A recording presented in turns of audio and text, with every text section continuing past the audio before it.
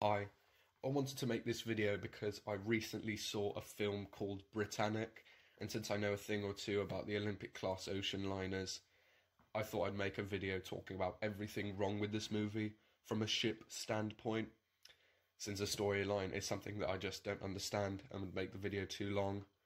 So let's get into it.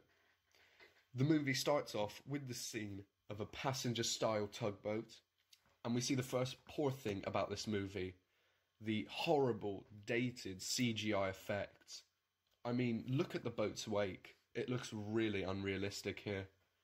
Plus, the wake at the bow is moving too quickly for the boat's actual speed.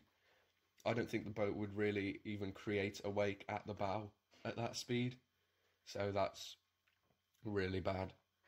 And then the first scene with Britannic is also poor.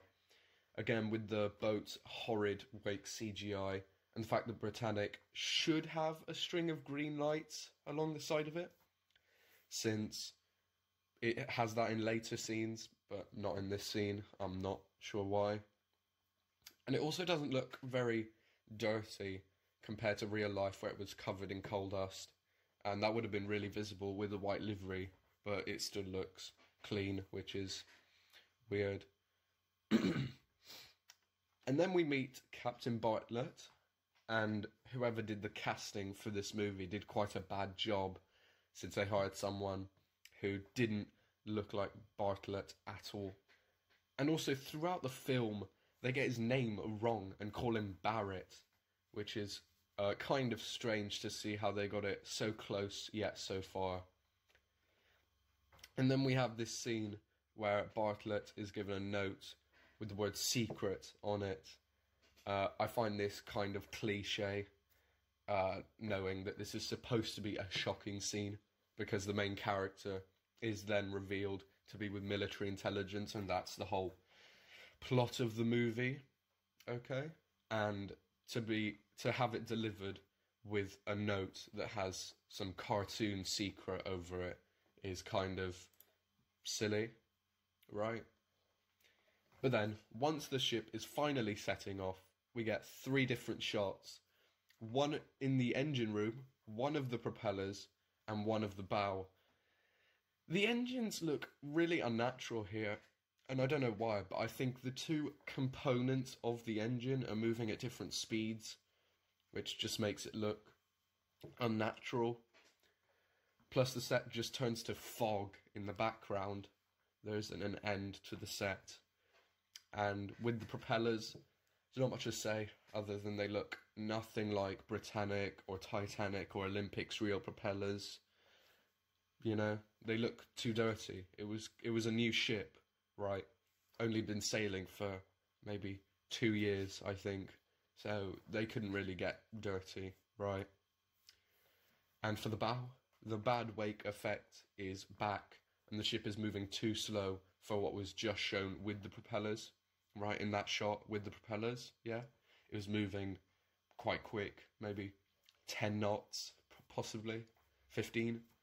And at the bow, it looks like they're moving at 5 or 10, so it's not so close.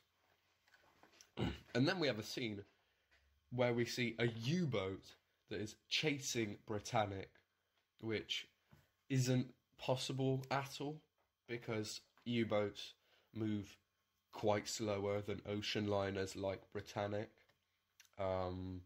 So once you know that, the movie is probably ruined for most people who watch it, because it just makes the whole plot impossible. So that's terrible. And after a while, our main character has a dream sequence for some reason, with an awful rendition of Titanic. And we see this lifeboat that says SS Titanic and not RMS Titanic. Don't know how they could get that wrong. Very known name of RMS, right? It's clear that they didn't research that at all, along with everything else in the movie. But the whole model of Titanic and the whole sinking sequence is horrible, right? It looks like a copy and paste from Britannic, and like they recoloured the livery, you know? It's not good. But the whole thing about the ship not breaking in half, we can kind of dismiss, because this movie was set in 1916, I think, and back then, people still thought that the ship didn't break in half during the sinking, so I'll let them off with that. So yeah. Then in the first close-up of the ship, we see the fast-moving wake, that fast-moving wake from earlier, come back again, which is awful. Again, it's in every shot of this movie. And the fact that all the windows on the ship are just blacked out. There's nothing through the windows, or there's no, like... it doesn't even look like it's made of glass. It's just black in there. And also, in real life, the hull of the ship was designed quite specifically. Like, it wasn't just straight down. It wasn't, like, flat curves at the bow and stern. It was, like, very specific, right? And right here, it looks like a rectangle. So, clearly they didn't notice that when researching the movie. And in the following scene, I can see two things wrong here. Firstly, that the gantry davits, the big crane-like structures, are yellow and not brown. I guess they could have gotten that wrong, since if you look at some of the pictures of Britannic, they do look kind of yellow, but no, they were definitely brown, so they did get that wrong, you know. And wouldn't the gantry davit take up a bit more room on the boat deck, included the 6 to 8 odd lifeboats on there, and the electric motor, which is like a massive square box on the deck, is nowhere to be seen. And there's not even lifeboats at the gantry to be seen. And then we cut through, and then we see this action scene, and we see that apparently the Marconi wireless room is in the Wheelhouse, which is completely wrong. And I think it was located more in the middle of the ship, middle to front of the ship, and not in the Wheelhouse, right? That was pretty bad.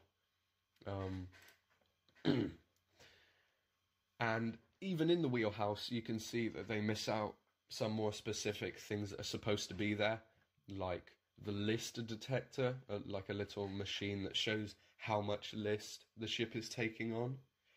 That's just not to be seen. But then, in the next exterior shot of the ship, we see a completely different model that doesn't match with the set we just saw at all. And we can see the awfully cut out bridge windows, which look really bad for some reason. I don't know why. I think they're too big, personally. And now the gantry is actually, like, it actually has lifeboats, and it actually takes up as much room as it needs to. And the water effects are still really terrible.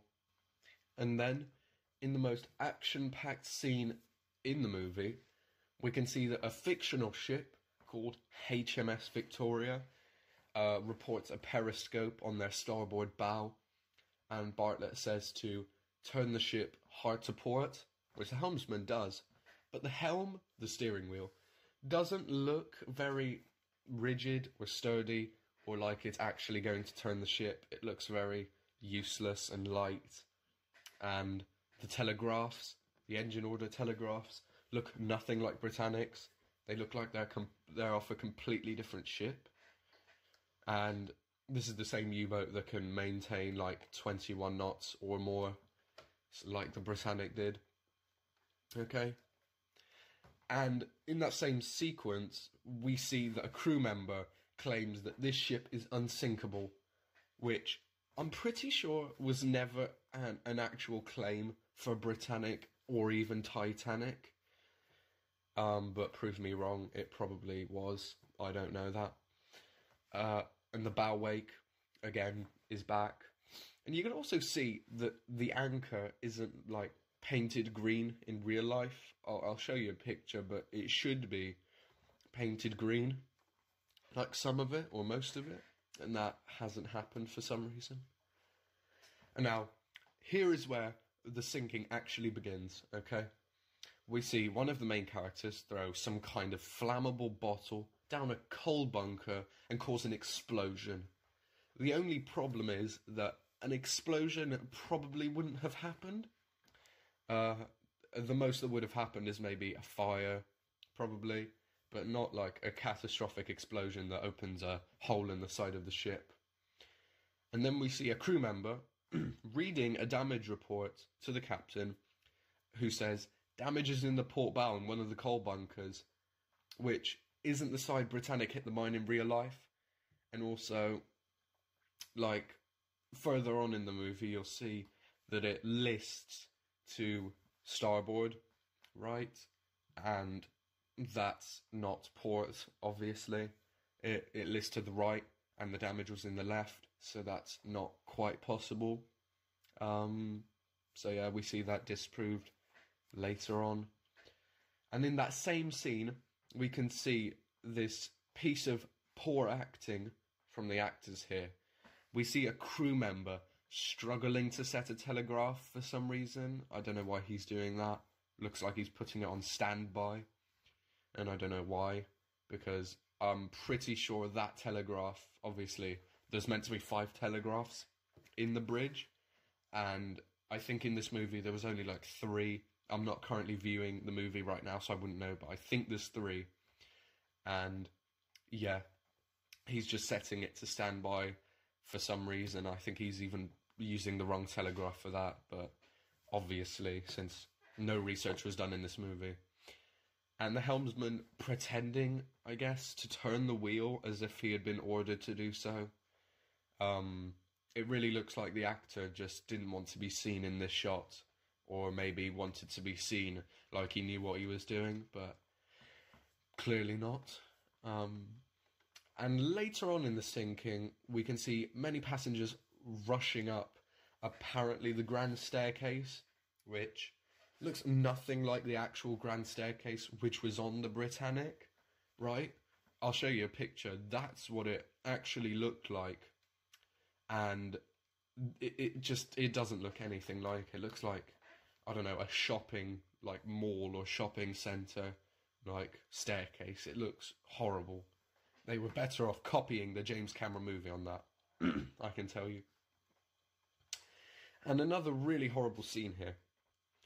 Firstly, we see these edited in fake engine room staff run out of the engine room, which has somehow taken on water. In reality, the engine room obviously didn't take on water instantly, because it was at the rear of the ship, and they hit the mine at the front of the ship. And I'm not an engine expert, but you see that enormous column that's supposed to be pumping up and down. It's not doing that. So I find it hard to believe that other components of the engine are still spinning.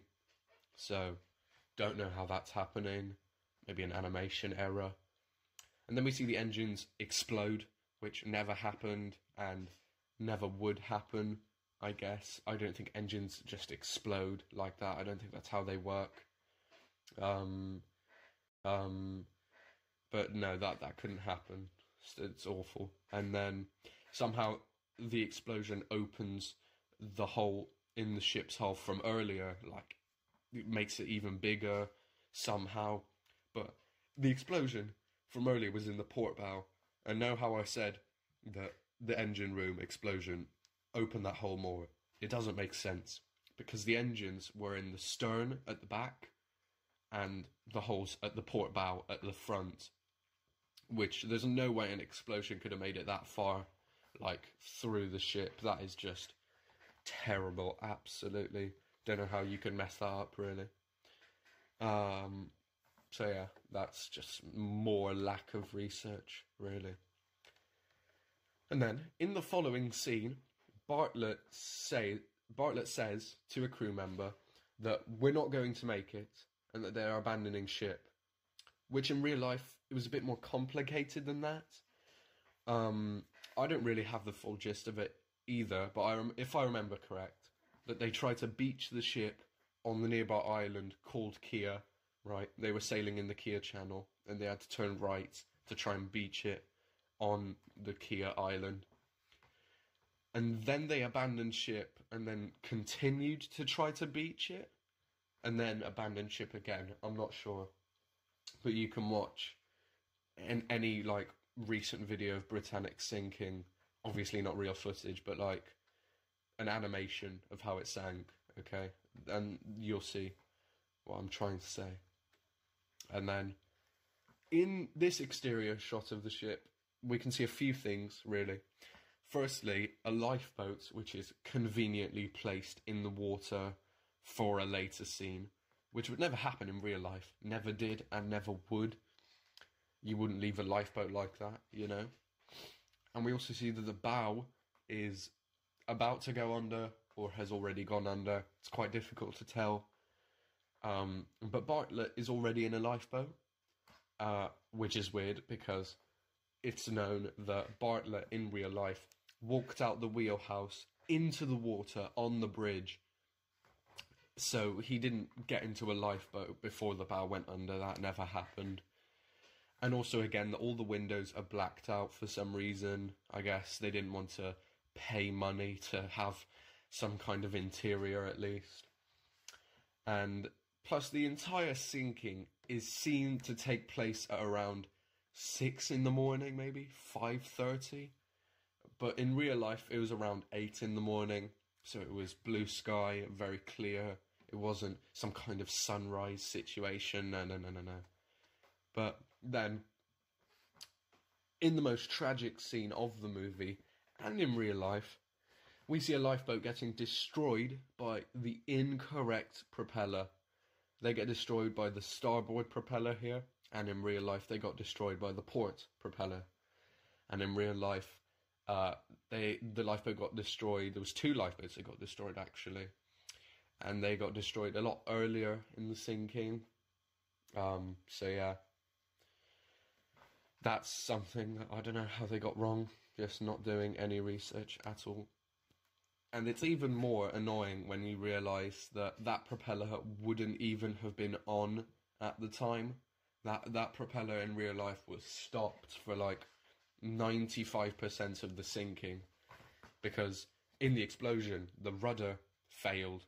They couldn't turn the rudder, so they had to use the port and central propeller to move the ship. So they turned off the starboard propeller.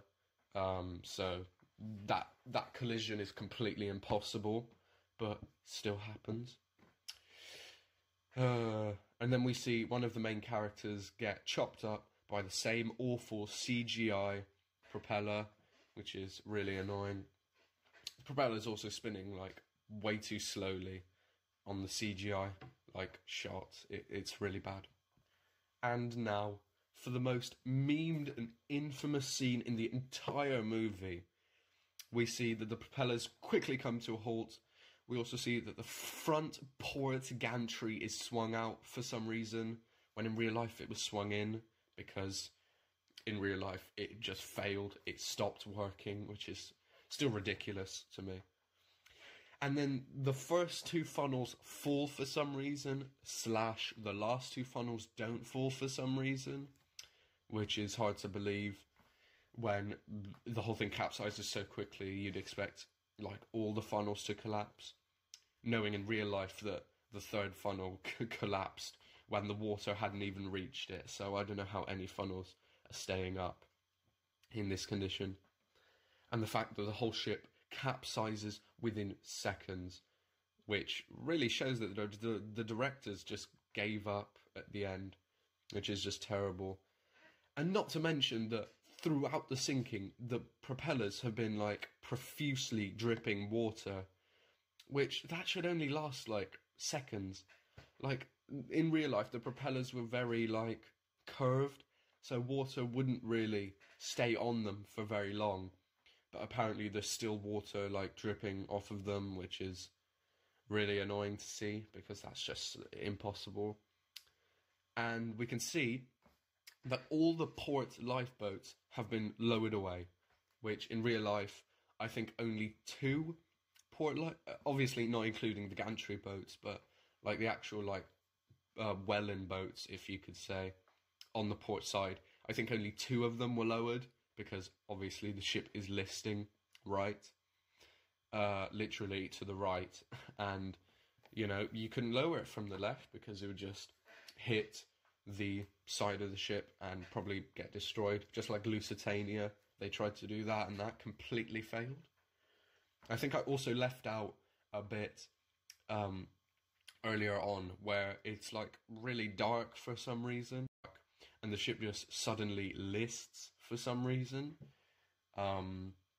like really quickly, and that's like really suspicious. I don't know what they were trying to do there. And finally, for our finishing facts, they claim that it sank within 57 minutes when it was actually closer to 55 minutes. And they also claim that it was half the time of Titanic, when a much better reference would have been a third of the time of Titanic. So I don't know why they said that. Looks like the director didn't pass GCSE maths either. Also saying that there was passengers on board isn't technically true, since it wasn't a passenger ship at the time. And they couldn't even get that number right, because there was 1,066 people on board and not 1,164. But they did get it right that 30 people died. That is true. And that is actually less than Costa Concordia. So, don't know if that's more a claim on Costa Concordia or the Britannic crew. But, you know, not so many. And that brings us to the end of this video. If you enjoyed, do subscribe and like the video so I know that you like it and I should make more. And hopefully I didn't ruin the movie too much.